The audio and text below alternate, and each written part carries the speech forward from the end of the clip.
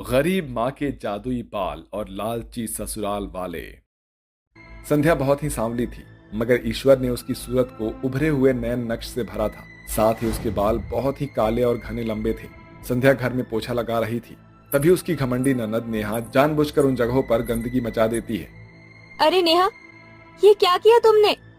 मैंने कितनी मेहनत से घर की सफाई की थी और तुमने फिर से मेरा काम बढ़ा दिया। संध्या के इतना कहते ही नेहा उसे गुस्से से घूरती हुई अपनी माँ को बुलाती है। माँ, कहाँ हो तुम? जल्दी आओ। अरे अरे, क्या हुआ मेरी प्यारी प्रिंसेस को? माँ, आपकी इस काली बहू ने मेरा मूड बिगाड़ दिया। कहती है मैंने इसका काम बढ़ा दिया। सास अपनी बेटी का पक्ष खींचते हुए बेचारी बहू के बाल खींचकर उस पर अपना हाथ आजमाने लगती है। क्यों रे काली चुड़ैल, तेरी हिम्मत कैसे हुई मेरी बेटी को कुछ भी बोलने की? आज मैं तेरे सर के बाल और खाल दोनों खींच लूंगी। ऐसा कहकर कालिंदी अपनी गरीब बहू को जोर जोर से मारने लगती है। माँ जी, मुझे मत मारिए माँ जी। अभी तो छोड़ रही हूँ, मगर अगर तुझ गरीब की बेटी ने मेरी बेटी को दोबारा तेवर दिखाया ना, तो तुझे छोटे टुकड़ों में काटकर जमीन में गाड़ दूंगी। संध्या के लिए सास और ननद की जुल्म ज्यादतियां सहना हर दिन की बात थी, क्योंकि संध्या गरीब घर की बेटी थी। उसकी सास और ननद को वो कुछ खास पसंद नहीं थी। कालिंदी के मन में बहू के लिए बड़ी खटास भरी हुई थी, जिसका कारण बहू के लंबे बालों का होना था, जो संध्या के पति आनंद को बहुत भाते थे। कुछ वक्त पहले संध्या ने एक प्यारे से बेटे को जन्म दिया था, जो दिन भर उसके ससुर श्रवण के गोदी में खेलता रहता था। श्रवण बहुत ही सुलझा हुआ इंसान था। लाइए बाबूजी, मुन्ने को मुझे दे दीजिए। अच्छा हुआ बहू तू आ गई, अब मुन्ना भी कब से माँ माँ पुकार रहा था। संध्या मुन्ने को लेकर कमरे में चली जाती है। वहीं खिड़की पर खड़ी उसकी सास, ननद और मुंशी, जो कि आनंद का मामा था, तीनों आपस में खुसर फुसर कर रहे थे। चल मेरे गुरु, हो जा शुरू। मैंने जो कहा है वो याद है ना? याद है भैया। आज मैं इस गरीब बहू को गंजी करके रहूंगी। फिर खुंदक में आकर आनंद खुद इसे घसीटकर इसके बच्चे के साथ घर से निकाल फेंकेगा, और फिर मैं अपने बेटे की शादी किसी मालदार पार्टी से कराऊंगी। संध्या के मन में अपने लालची ससुराल वालों के लिए कोई मैल नहीं था, इसलिए वो उनकी बुरी लालसा को भांप नहीं सकी। और इसी बात का फायदा उठाकर उसके गहरी नींद में जाते ही नेहा और कालिंदी उसके सारे बाल काट कर उसे गंजा कर देती है। अगली सुबह आनंद जब संध्या का गंजा सर देखता है तो उसे घर से बाहर निकाल देता है। निकल जा मेरे घर से, अब मेरे घर में तुझ जैसी गंजी के लिए कोई जगह नहीं है। तू और तेरा बच्चा दोनों मुझे अपने घर में नहीं चाहिए। संध्या रोते हुए अपने बच्चे को लेकर एक नदी के पास पहुंचती है। सब खत्म हो गया, मुझ गरीब को अपनी गोद में संभालो माँ। ये कहकर संध्या अपने बच्चे के साथ नदी में छलांग लगा देती है। तभी एक मांझी, जो कि वहां से गुजर रहा होता है, उसे अपने नाव में बैठा लेता है। उठो बेटी उठो। काका, आपने मुझे क्यों बचाया? मुझे मर जाने दिया होता। ऐसा नहीं कहते बिटिया, अपनी ना सही तो अपने बच्चे के बारे में तो सोचो।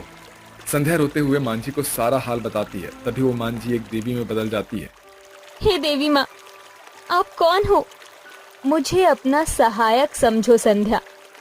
मैं तुम्हें वरदान देती हूँ कि तुम्हारे सर का गंजापन जादुई सोने के सुंदर बालों में बदल जाएगा।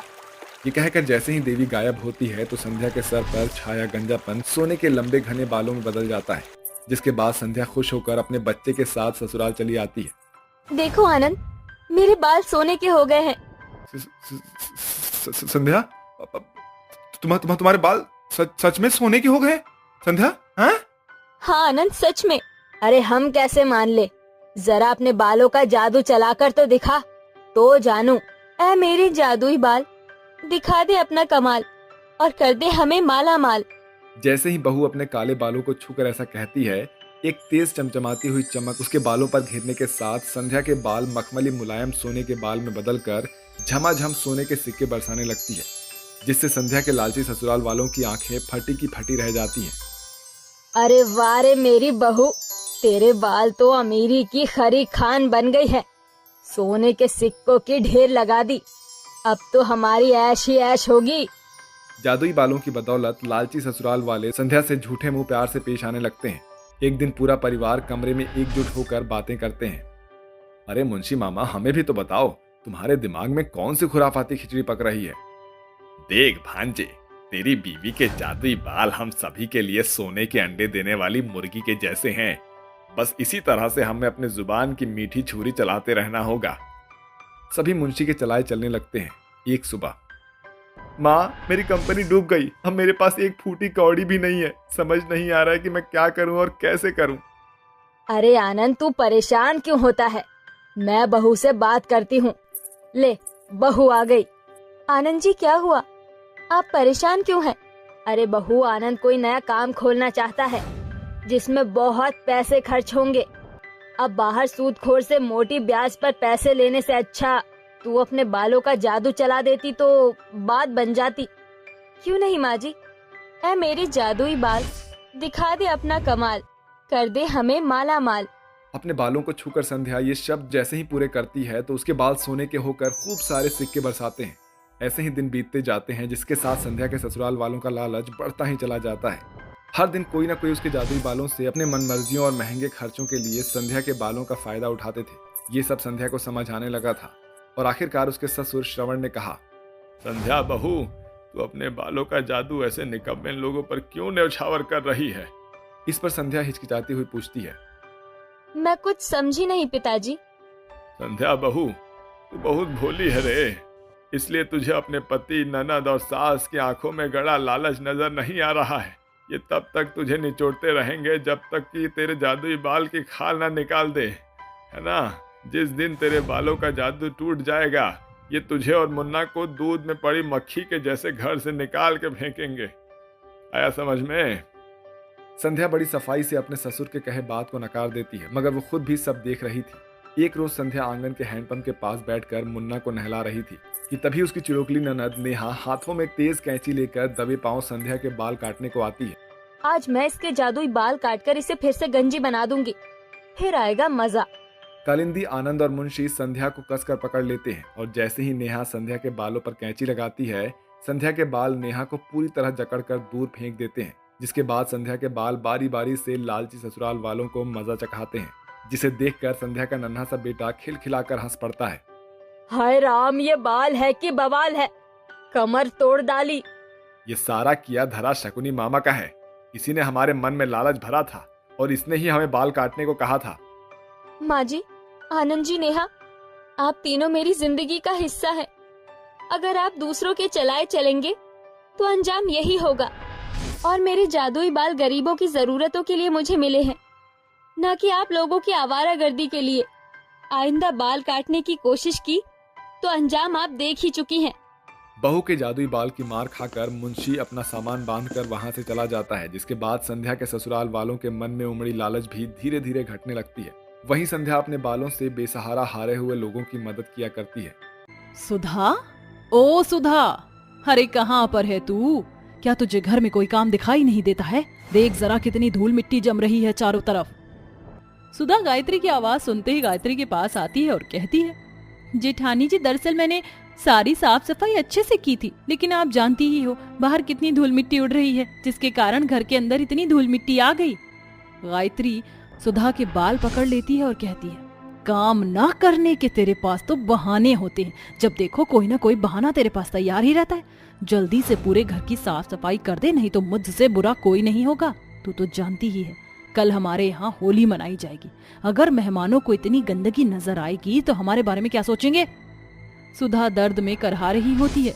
जेठानी जी छोड़ दीजिए मुझे, मेरे बाल छोड़ दीजिए, मुझे सर में दर्द हो रहा है जेठानी जी। गायत्री सुधा के बाल छोड़ देती है, जिसके बाद वो वहाँ से चली जाती है। बेचारी सुधा होते हुए घर की सफाई दोबारा से करती है। जब से मैं इस घर में आई हूँ तब से ही मेरे साथ अत्याचार और भेदभाव हो रहा है। मेरी सास मेरी जेठानी को इतना प्यार करती है, लेकिन मुझे जरा भी कुछ नहीं समझती। ऊपर से मेरे इस काले रंग और मेरी गरीबी के चलते मुझे कुछ नहीं समझा जाता। अपने मन में ये सब सोच ही रही थी सुधा कि तभी उसकी ननद शेफाली वहां से आ रही होती है। तभी अचानक से उसके हाथ से खाने की थाली गिर जाती है और पूरे फर्श पर चारों तरफ खाना बिखर जाता है। ओहो, ये क्या, मुझसे तो सारा खाना बिखर गया। तभी शेफाली की नजर सुधा के ऊपर पड़ती है। अरे ये नौकरानी यहाँ पर काम कर तो रही है, अपने आप साफ कर देगी, मैं यहाँ से चली जाती हूँ। शेफाली ऐसा सोचकर वहां से जा रही होती है, तभी सुधा उसे टोकती है। शेफाली, कहाँ जा रही हो तुम? तुमने खाने की थाली ऐसे ही गिरा दी, जरा इसे साफ तो करती जाओ, मैंने अभी ही दूसरी बार सफाई की है। ये सुनते ही शेफाली को गुस्सा आता है। ओहो, तुम्हारी जरूरत कैसे हुई मुझे जाते हुए रोकने की? जब तुम यहाँ सफाई कर रही हो तो इसे भी साफ कर देना। अगर इसे साफ कर दोगी तो घिस नहीं जाओगी। लेकिन मैं तो, हाँ बस करो, मैं तुम्हारे मुंह से एक शब्द भी नहीं सुनना चाहती। पहली बात तो तुम जानती हो कि तुम्हारी इस घर में क्या हैसियत है, उसके बाद भी तुम मुझसे मुंह जोड़ी कर रही हो। अगर तुम्हारी शिकायत मैंने माँ से लगा दी तो तुम्हारी खैर नहीं। अपनी सास का नाम सुनते ही सुधा शांत हो जाती है और शेफाली से कहती है, नहीं नहीं शेफाली, ऐसा मत करो, मैं तुम्हारे हाथ जोड़ती हूँ। अगर तुमने ऐसा किया तो माँ जी मुझे बिल्कुल भी नहीं छोड़ेंगी। शेफाली ये कहीं अपने मन में सोचती है, आ गई ना लाइन पर, इसको लाइन पर लाने में तो सिर्फ 2 मिनट लगते हैं। जाओ शेफाली, तुम जाओ यहाँ से, मैं सारा साफ कर दूंगी खाना, और तुम्हारे लिए तुम्हारे कमरे में खाना भी ले आऊंगी। सुधा के कहने पर शेफाली वहां से चली जाती है, जिसके बाद सुधा घर की साफ सफाई के साथ साथ दोबारा से गिरे हुए खाने को अच्छे से साफ कर देती है। जिसके बाद वह शेफाली के लिए खाना उसके कमरे में ले जाती है कि तभी उसको आवाज आती है, सुधा, ओ सुधा, अरे कहाँ पर है तू? अरे जल्दी से यहाँ पर आ, कल मुँह ही करम जली, कोई काम ठीक से नहीं करती, इस घर में पोकट की खा रही है जब से आई है। अपनी सास की आवाज सुनते ही सुधा उसके पास पहुंच जाती है। अरे कहाँ मुंह काला करा रही थी, काली मुंह कहीं की, जब देखो यहाँ से वहाँ घूमती रहती है, तुझे तो कोई काम ही नहीं है इस घर के अंदर। माँ जी आप तो नॉन स्टॉप सुनाती ही जा रही हो, आखिर बताओ तो सही मैंने क्या किया है? अरे ये पूछ क्या नहीं किया तूने, कभी तो खाना तू स्वादिष्ट नहीं बनाती। अरे ये दाल है या फिर पानी, इतनी बेस्वाद दाल मैंने जिंदगी में कभी नहीं खाई। माँ जी रसोई में जीरा प्याज और तड़का मारने की सभी चीजें खत्म हो गई थी, इसलिए मैंने सादा सिंपल दाल बना दी। अरे मैंने माना कि तू गरीब घर से आई है, इसका मतलब ये नहीं कि हम लोगों को भी गरीबों जैसा खाना खिलाएगी। अभी कभी ये दाल ले जाओ और इसको अच्छे से छौंक कर ला। उर्मिला के हाथों से कटोरी ले जाकर सुधा रसोई में पहुंच जाती है और सारी दाल अच्छे से फ्राई कर देती है। जिसके बाद वहां पर गायत्री आ जाती है और उससे कहती है, ओहो देखो तो सही इस कमबख्त को, इसकी जुबान चुटकारे मांग रही। अरे इस घर का राशन क्या फोकट का आता है जो अपनी जुबान के लिए दाल में तड़का लगा रही है? जिठानी जी ये तो मुझे, हाँ सोच ले एक नया बहाना, दोबारा सोच ले, जब देखो कोई ना कोई बहाना तेरे पास तैयार रहता है। अब तेरे पास इस दाल के लिए भी कोई ना कोई बहाना होगा। अब तुम मेरे सामने ये कहोगी कि ये सब सासू माँ ने तुझे करने के लिए कहा था। जेठानी जी मैं कोई बहाना नहीं बना रही हूँ, लेकिन ये बात सच है कि सासू माँ ने मुझे ये काम करने के लिए दिया था। फिर से एक और झूठ, अरे झूठ के ऊपर झूठ बोलती जाती हो तुम। चली जाओ यहाँ से और दोबारा रसोई में मत आ जाना, नहीं तो मुझसे बुरा कोई नहीं होगा।